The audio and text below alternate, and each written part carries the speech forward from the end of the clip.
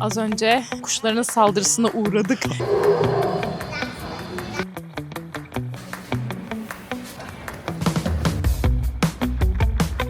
Kral veya kraliçe burada ikamet ediyor. Burası Londra'nın Times Meydanı diyebiliriz.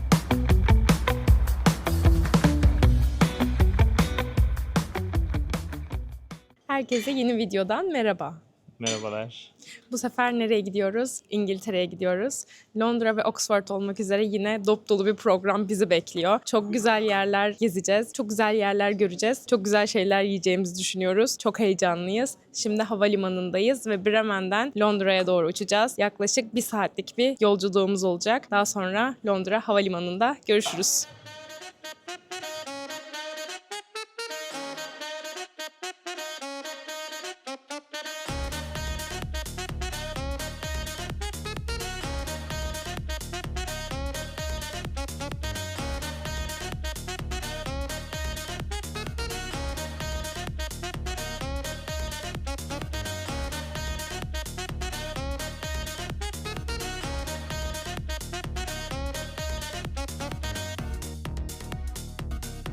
Herkese bir Londra sabahından merhabalar.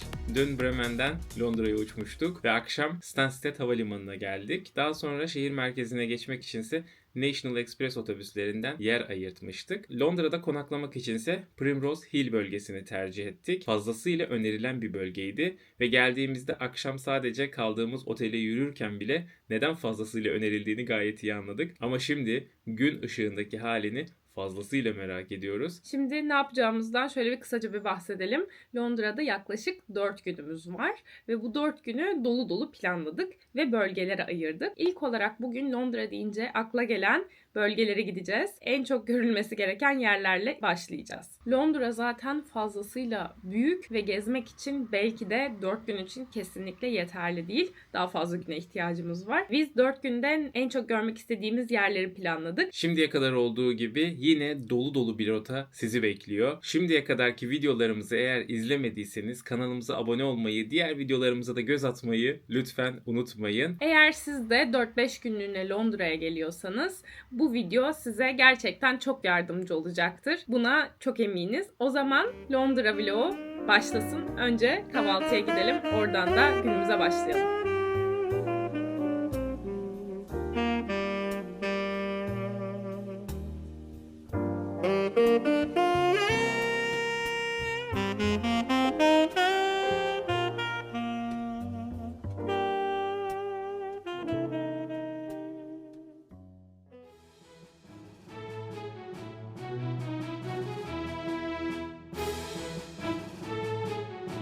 Londra'da Buckingham Sarayı'na geldik ve turumuzu buradan başlatıyoruz.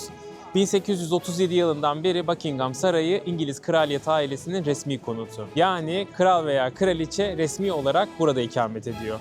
İçeride 600'den fazla çalışan ve 800'den fazla oda var. Aynı zamanda Buckingham Sarayı yıl boyunca sürekli ziyarete açık değil. Kral veya kraliçe eğer saraydaysa ziyarete kapatılıyor. Ve eğer ziyaret etmek istiyorsanız yaklaşık 33 pound gibi yüksek bir bilet ücretini göze almanız gerekiyor. Biz Buckingham Sarayı'nın içine girip gezmeyeceğiz. Sadece dışından görüp turumuza devam edeceğiz. Buckingham Sarayı ile ilgili söylemek istediğim diğer şey ise şu. Buckingham Sarayı'nın tepesinde kral veya kraliçe eğer saraydaysa bir İngiliz kraliyet bayrağı dalgalanıyor.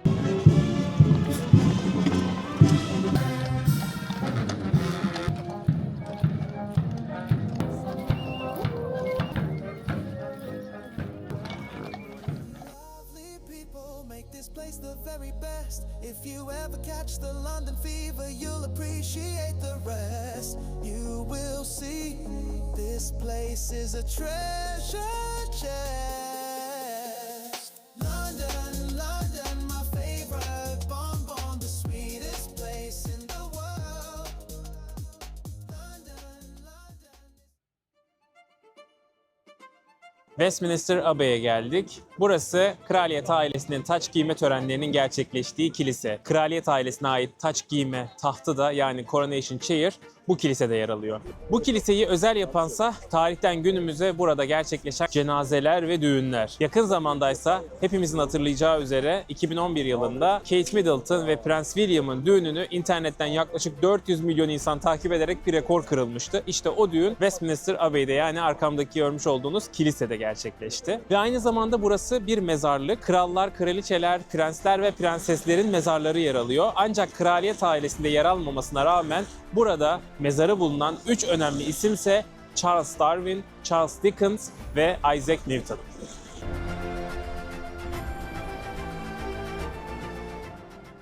Londra bizi yağmur ve kapalı havayla karşıladı. Yani tam olarak Londra havası diyebileceğimiz bir hava. Beklentim bunu kırması yönündeydi.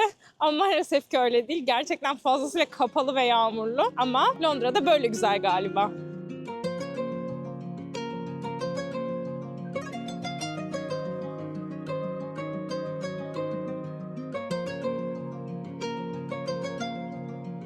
Şu anda Londra deyince akla gelen ilk yerlerden bir tanesindeyiz. En turistik yer burası. Big Ben'deyiz. Burası Westminster Bridge, yani Westminster Köprüsü'nün yanında yer alan Westminster Sarayı. Burası aynı zamanda parlamento binası. İçinde Lordlar ve Avamlar kamerası yer alıyor. Aslında Big Ben olarak bildiğimiz bu kulenin ismi Elizabeth Kulesi. Ama kimse Elizabeth Kulesi demiyor. Onun yerine Big Ben diyor. Halbuki Big Ben aslında içindeki büyük ve ağır çanın ismi. Ama herkes onu bu şekilde biliyor.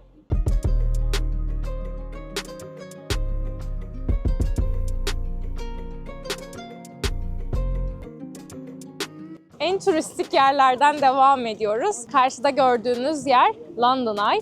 Big Ben'in hemen karşısında yer alıyor. London Eye'a binmek yaklaşık 29 pound, yani yaklaşık 35 euro diyebiliriz. Bize çok pahalı geldi. Çünkü aslında bu manzarayı ücretsiz görebileceğimiz başka yerler de var. Bunlardan bir tanesi de Sky Garden. Sky Garden'a da gideceğiz. Sky Garden çok yüksek bir gökdelen ve inanılmaz güzel bir Londra manzarası sunuyor. Tercih sizin. Gelmişken London Eye'a da binebilirsiniz. Tam tur atması yaklaşık 30 dakika sürüyor. Tercih sizin.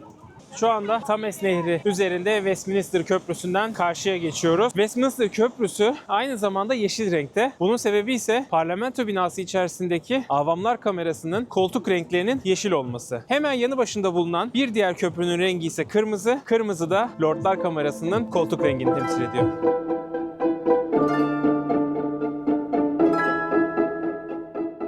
London Eye'a doğru yürürken geçtiğiniz yolun ismi Queen's Walk. Neden Queen's Walk? Çünkü Kraliçe Elizabeth'in 25. egemenlik yılında yürüyerek geçtiği yol bu yol.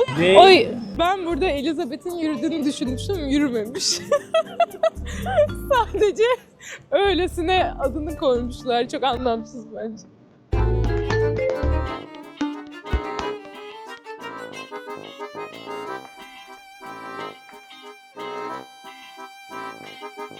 Şu anda Lombard Köprüsü üzerinden yürüyoruz ve Londra'nın simgesi diyebileceğimiz tüm yapıları tek bir manzarada görebiliyorsunuz bu köprüde. Muhakkak geçmenizi öneririm.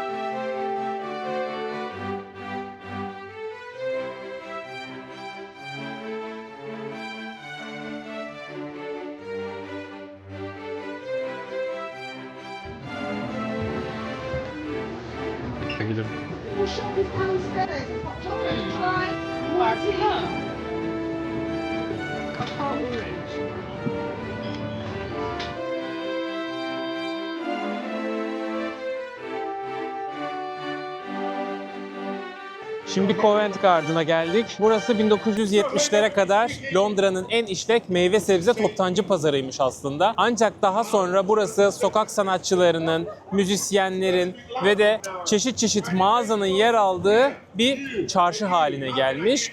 İçeride food hall var. Aynı zamanda mağazalar var. Geldiğiniz zaman dilerseniz bir şeyler yiyebilirsiniz. Dilerseniz mağazaları dolaşabilirsiniz. Dilerseniz de sokak sanatçılarının performanslarını izleyebilirsiniz. Fazlasıyla eğlenceli bir yer.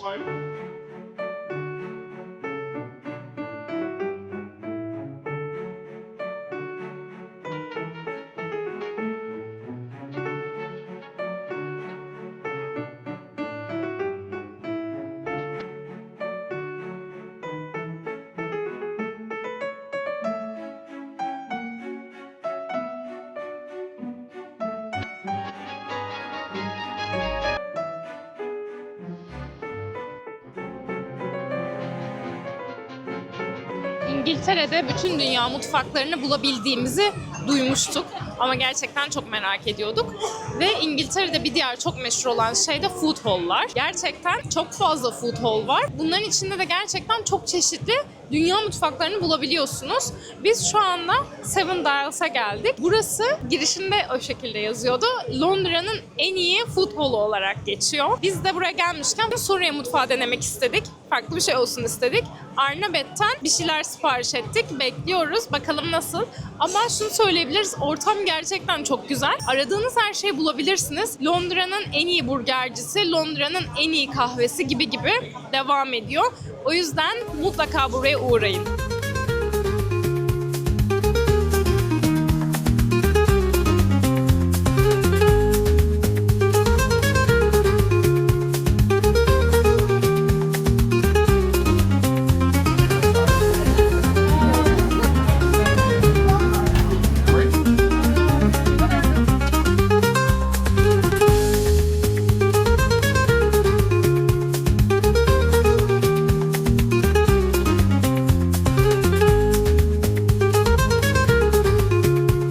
Humble Crumble'dan şimdi çıktık. Tatlıları gerçekten çok güzeldi. Çok tavsiye ederiz. Biz elmalısını yedik. Biz büyük bir tane alıp paylaştık. Yaklaşık 9 pound'tu. Şimdi oradan çıktıktan sonra böyle ara sokakta yer alan Neal's Yard'a uğradık. Böyle ara sokakta yer alan çok tatlı bir yer. Bazı kafe ve restoranlar var. Renkli evler var. Gelip fotoğraf çekinmek için mutlaka uğrayın. Çok hoşumuza gitti.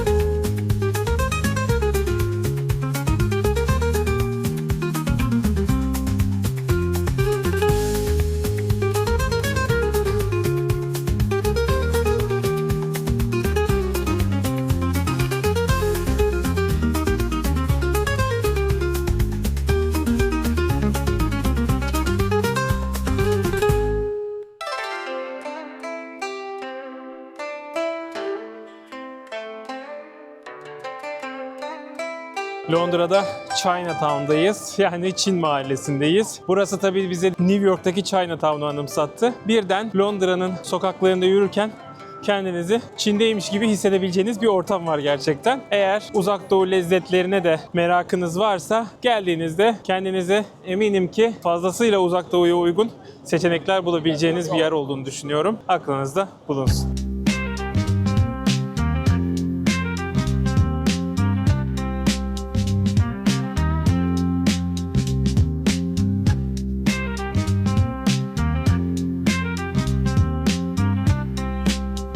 Burası sinemalar ve tiyatrolar açısından oldukça zengin bir meydan. Çünkü birçok ünlü filmin galası bu meydandaki sinema salonlarında gerçekleştiriliyormuş. Aynı zamanda meraklıları için de çok büyük bir M&M mağazası var ve aynı zamanda dünyanın en büyük Lego mağazası da bu meydanda.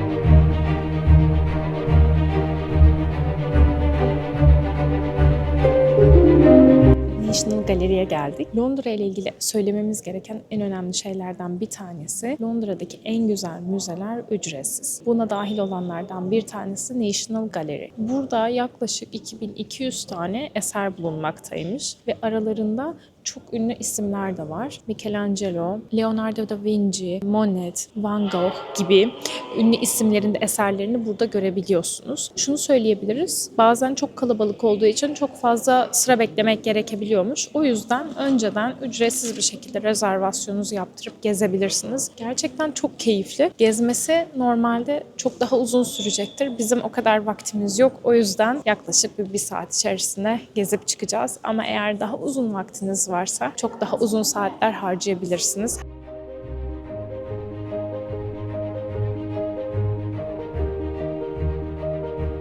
Şimdi National Gallery'den çıkıyoruz. Ve burada size Trafalgar Meydanı'ndan da bahsetmek istiyorum. Nasyonal Galeri'nin de bulunduğu meydan aslında burası. Trafalgar Meydanı tarih boyunca hep çeşitli gösterilere ve siyasi olaylara tanık olmuş ve günümüzde de siyasi gösterilerin merkezi aslında Trafalgar Meydanı Londra'da. Trafalgar Meydanı adından anlaşılabileceği üzere Trafalgar Savaşı'na ithafen bu isim konulmuş meydana. Trafalgar Savaşı, Mısır'ın Fransız işgali sırasında Osmanlı Devleti'nin İngilizlerden yardım istemesi sonucunda Amiral Nelson'ın Fransa'yı mağlup etmesiyle sonuçlanan savaş. Bu sebeple de meydanın ortasında Amiral Nelson'ın bir heykeli bulunuyor. Amiral Nelson'ı bizim tarihimiz açısından önemli yapansa şu, Amiral Nelson'a bu savaştan sonra Osmanlı nişanı veriliyor. Ve Osmanlı tarihinde bir yabancıya ilk kez Osmanlı nişanı verilmiş oluyor.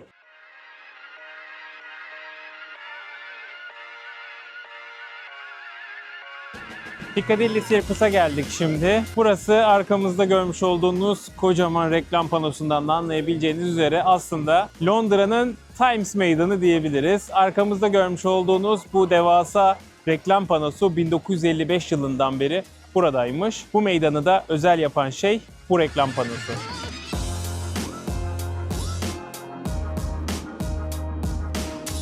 Piccadilly Circus'tan devam ettiğiniz zaman cadde Regent Street'teyiz. Burada çok güzel mağazalar var. Yürümesi çok keyifli bir cadde. Biz de şimdi çok merak ettiğimiz bir tane kitapçıya ve bir mağazaya uğrayacağız. Pazar olduğu için bazıları kapalı ama yine de akşam gezmesi de çok keyifli oldu.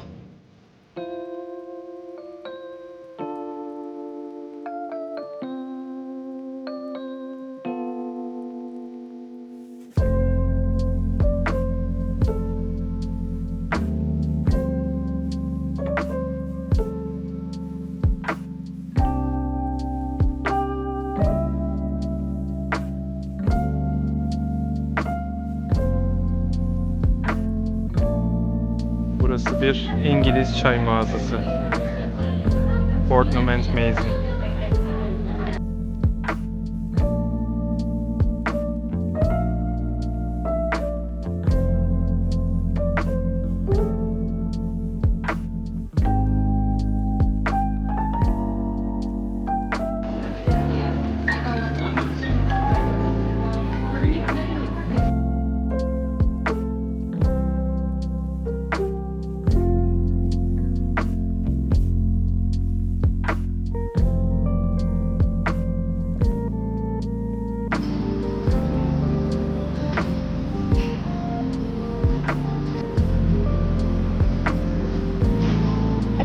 Akşam yemeğimizi yedikten sonra böyle Regent Street'te akşam yürüyüşü yapıyoruz. Londra akşamında çok güzelmiş. Çok hoşumuza gitti. Kesinlikle. Özellikle akşam Regent Street'te karanlıkta böyle ışıklarıyla beraber yürümenizi çok tavsiye ederiz. Eminim gündüz de çok güzel olur ama akşam gerçekten ayrı bir güzel. Böylelikle biz Londra'daki ilk günümüzü bitirmiş oluyoruz. Bugün aslında böyle tam olarak turistik diyebileceğimiz yerleri gördük. Yarın yeni bir rotayla tekrar devam ediyor olacağız. O zaman Londra'nın ikinci sabahında görüşmek üzere.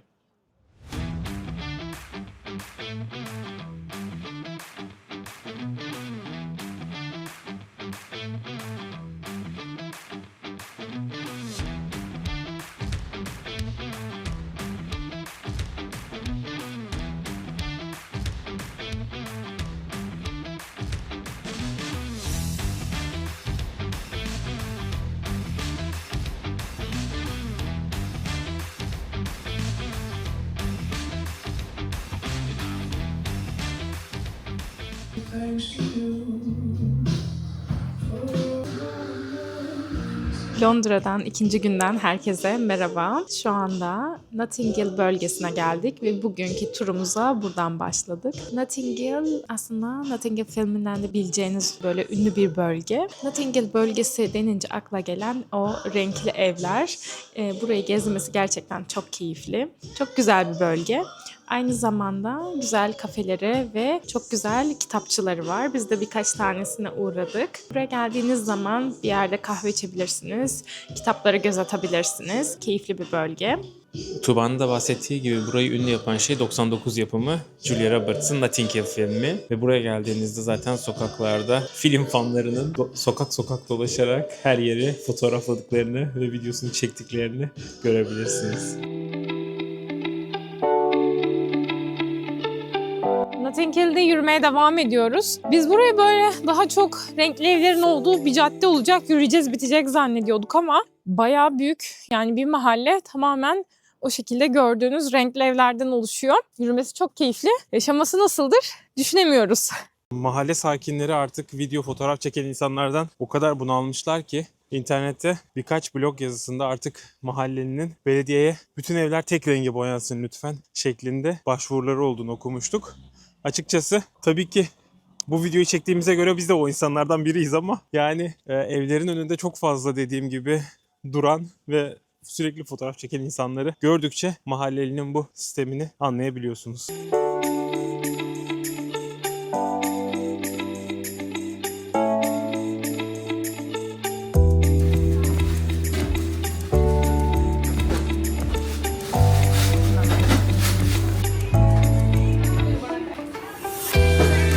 Tuğba banlarını aldığı için şu an çok mutlu.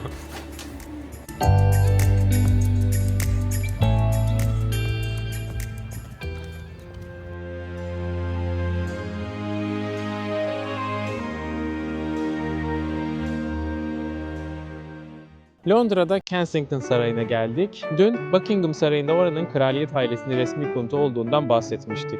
Arkamda görmüş olduğunuz Kensington Sarayı ise 1837'de Kraliçe Victoria resmi konutu Buckingham'a taşıyana kadar kraliyet ailesinin konutu olan saray. Resmi konut oraya taşındıktan sonra Kraliçe Victoria aile üyelerini buraya yerleştirmiş. Burayı önemli yapan bir diğer aile üyesi ise hepimizin hikayesini yakından bildiği Prenses Diana.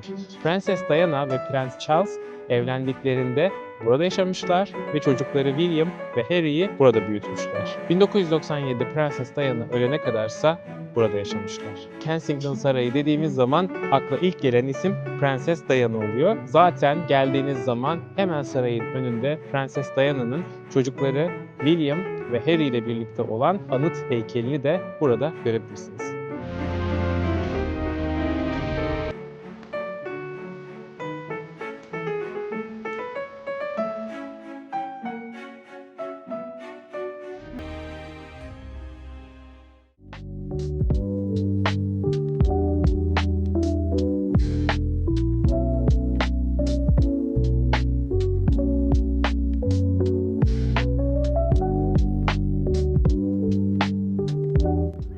Hyde Park'a geldik. Hyde Park gerçekten çok merak ettiğimiz bir yerde. Kışın geldiğimiz için piknik yapabilmek mümkün olur mu olmaz mı diye düşünürken dedik ki neden olmasın. Kahvemizi aldık. Bir de yiyecek merak ettiğimiz kafelerden toplayarak geldik. Şimdi burada Hyde Park'ta kışın bir piknik yapacağız. Ama eminiz yazın çok daha güzel olur. O yüzden yazın da mutlaka bir kez daha gelmemiz lazım.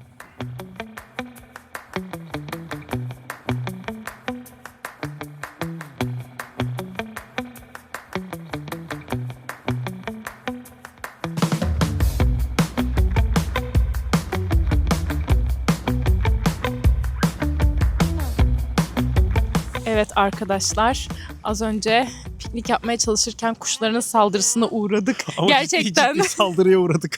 kuşlar yemeklerimizi yemek istediler. Sadece gene geliyor.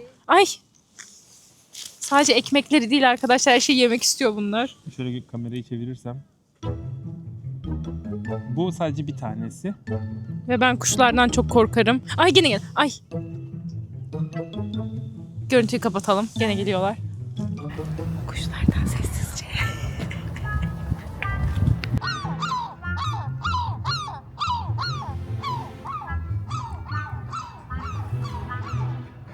Tuğba kuşlara ekmek attı. Bütün kuşlar masamızı üşüştü ve sonra kendisi oraya kaçtı.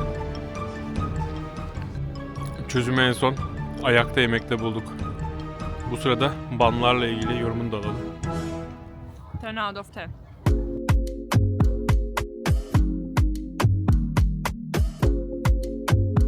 Londra Belediyesi lütfen buradaki kuşları biraz beslesinler. Çünkü gerçekten elinde yiyecek olan herkese saldırıyorlar burada. Hyde Park'a geldiğinizde aklınızda kesinlikle bulunsun.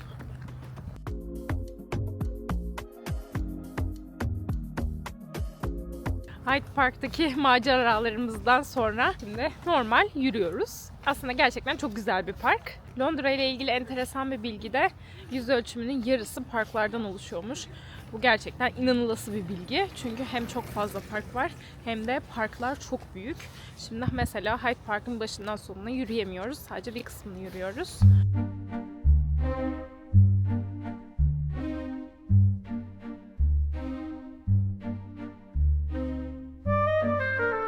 Dünyanın en prestijli konser salonlarından biri olan Royal Albert Hall'a geldik. Adından da anlayabileceğiniz üzere Kraliçe Victoria'nın eşi Prens Albert'ın anısına o öldükten sonra yaptırmış olduğu bir konser salonu arkamdaki. Ve burada şimdiye kadar Pink Floyd, Beatles ve Adele gibi dünyaca ünlü sanatçılar konser vermiş ve ülkemizden de Zeki Müren ve Sezen Aksu burada konser vermiş. Aynı zamanda burayı bir diğer önemli yapan şey ise şimdiye kadar burada Winston Churchill ve Nelson Mandela'nın konuşma yaptığı bir salon olması. Royal Albert Hall'un hemen karşısındaysa devasa bir Prens Albert anma anıtı göreceksiniz. Londra'yı gezerken Londra halkının Kraliçe Victoria'nın kocası Prens Albert'i ne kadar çok önemsediğini ve sevdiğini onun anısına yapılmış olan heykellerden ve isminin verildiği binalardan anlayabiliyorsunuz.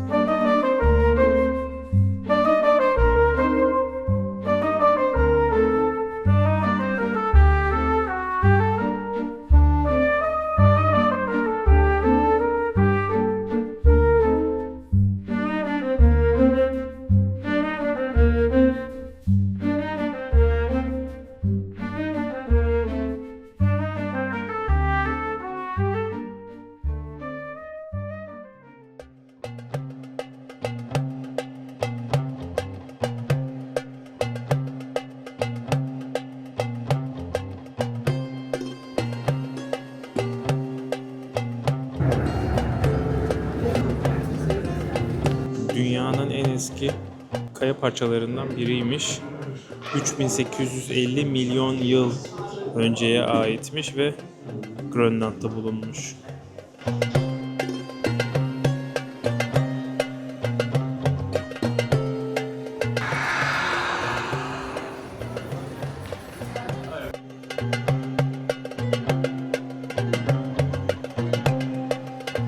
Natural History Museum'a geldik. Burası da yine Londra'daki diğer müzeler gibi ücretsiz. Yine çok büyük bir müze. Bizce çok rahat bir gününüzü ayırabileceğiniz bir müze eğer uzun zamanınızda buradaysanız. O yüzden biz yine şöyle bir saatte gezmeye çalıştık. Burası gerçekten çocuklu ailelerin de çok tercih ettiği bir müze. Nedenini anlamak zaten hiç zor değil. Çocuk olarak gelsek ne kadar hoşumuza giderdi deyip durduk sürekli. Dünyanın sayılı doğa tarihi müzelerinden bir tanesi. Gezmesi çok keyifli. Çocuk olsanız da yetişkin olsanız da.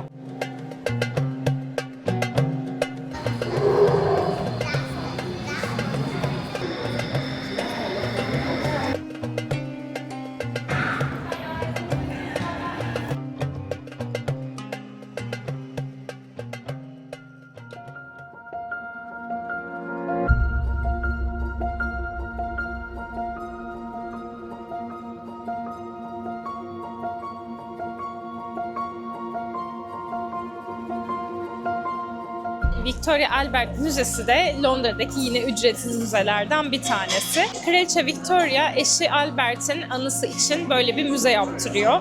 İçinde Orta Çağ'dan günümüze kadar kalan kıyafetler, eşyalar, mücevherler, sayısız değerli eşyalardan oluşan böyle bir müze yapıyorlar. Bu müzeyle ilgili bir diğer çok güzel şey de kafesi çok tatlı. Normal bir müze kafesi gibi değil. Konsept olarak da gerçekten müzenin konseptine çok uymuş. Biz de burada kafede şimdi şöyle İngiliz çayı söyledik ve aynı zamanda İngilizlerin meşhur hamur işi diyebileceğimiz scone'yi tadacağız. Aynı zamanda burası çok da güzel bir brunch mekanı.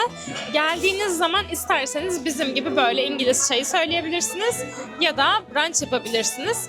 İkisi de çok güzel gözüküyor. Beğendim. Burada kaymak ve reçelle beraber servis ediliyor. Bence çok güzel bir kombinasyon. Normalde bildiğiniz üzere İngiliz çayı sütle içiliyor. Yine aynı şekilde sütle beraber geldi. Ama biz buna çok alışkın olmadığımız için ben şahsen sütle tadını çok beğenmiyorum. Ama siz sütle mi içiyorsunuz, sütsüz mü içiyorsunuz İngiliz çayını? Ama Cemal şimdi İngilizler gibi sütle denemek istiyor. O yüzden o şimdi sütle deneyecek. Bu arada eğer abone olmadıysanız abone olmayı, videomuzu beğenmeyi ve yorumlarda İngiliz çayını sütlü mü sütsüz mü içtiğinizi yazmayı unutmayın. Tuğba denemek istemese de ben gelmişken buraya kadar denemek istedim. Neden evde çayını koyamıyorum? Evet, isterseniz tabii evinizde de çayınıza süt koyabilirsiniz. Ama şunu söyleyebilirim ki Victoria Albert Müzesi'nde eminim ki birazdan farklıdır diye düşünüyorum.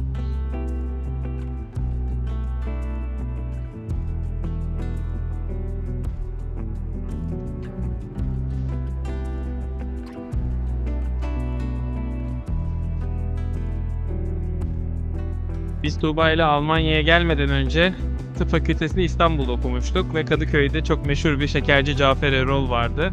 Şu an onun ikinci şubesiyle Londra'da karşılaştık. Bir miktar bizim için nostalji oldu. Gelmişken şöyle bir içini turlayıp çıktık.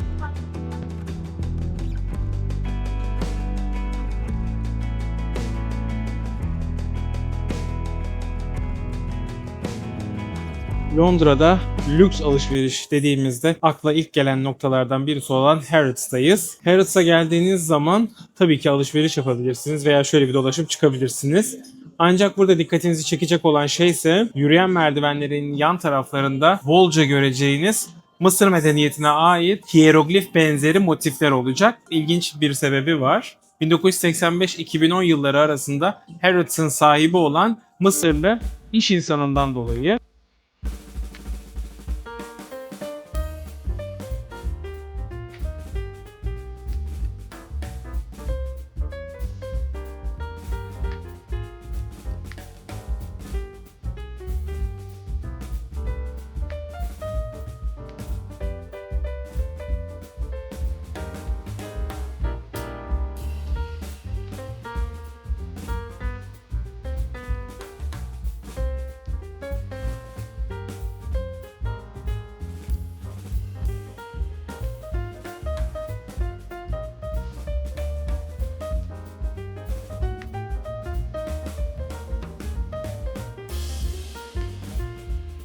Böylelikle Londra'daki 2 günümüzü bitirmiş bulunmaktayız. Londra gerçekten çok büyük bir şehir ve gezecek de çok fazla yer var.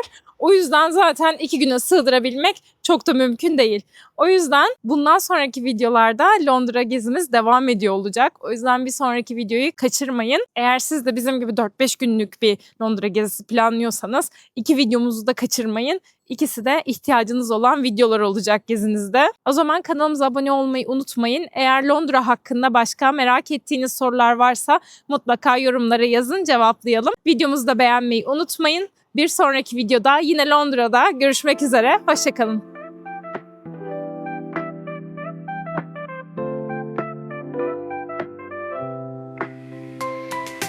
Memories linger in the air.